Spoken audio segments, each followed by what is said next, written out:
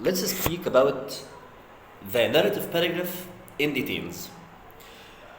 First of all, the paragraph should have a unity, it should have support, it should have a coherence, and a good language and good structure.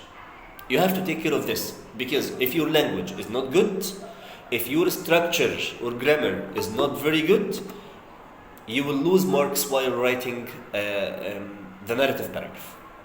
So what is a narrative paragraph? The narrative paragraph tells a story, tells your own story, in which you summarize what happened to you in your own words. So you have to tell what happened to you. You have to tell your own experience, but in your own words and expressions. And even the events in this story, all the events must be in sequence. What do you mean by sequence? One action follows another one. Okay.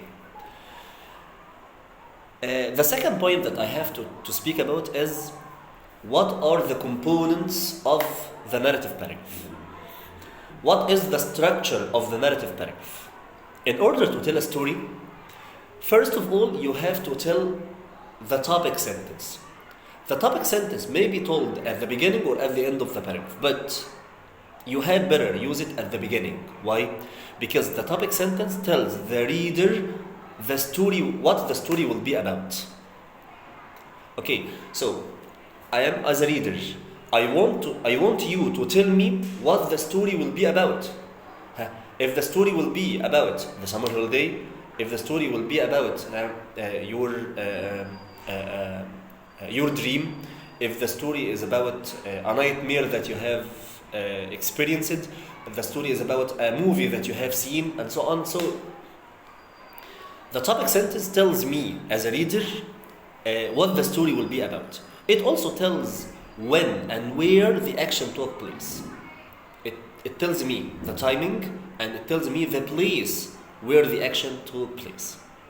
Finally, the topic sentence should attract the reader's attention. When you write a topic sentence, it must be very impressive in order to attract the reader's attention.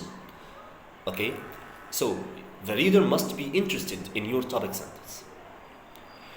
The second element that must exist in a narrative paragraph is the supporting sentences. So you have told me already what is the topic sentence.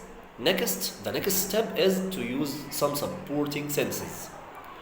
These supporting sentences tell the details of the story.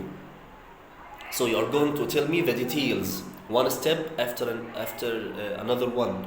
Okay?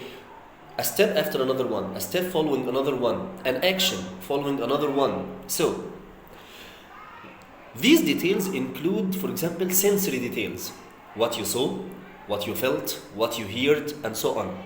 They may also tell the writer's feelings during the events.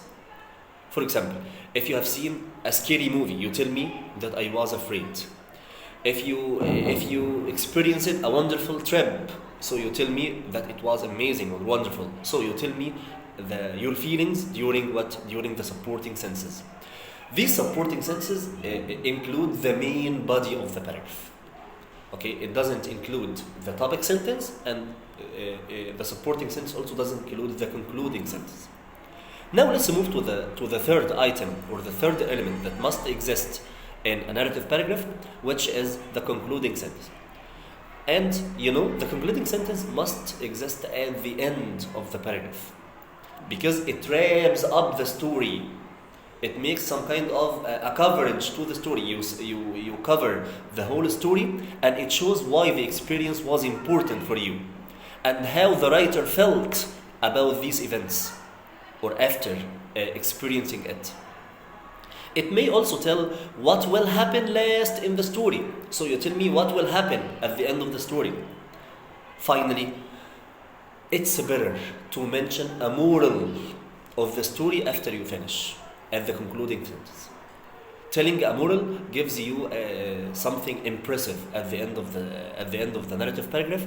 And finally, I have to tell you that the narrative paragraph should tell your personal experience, because you tell your own story. Okay.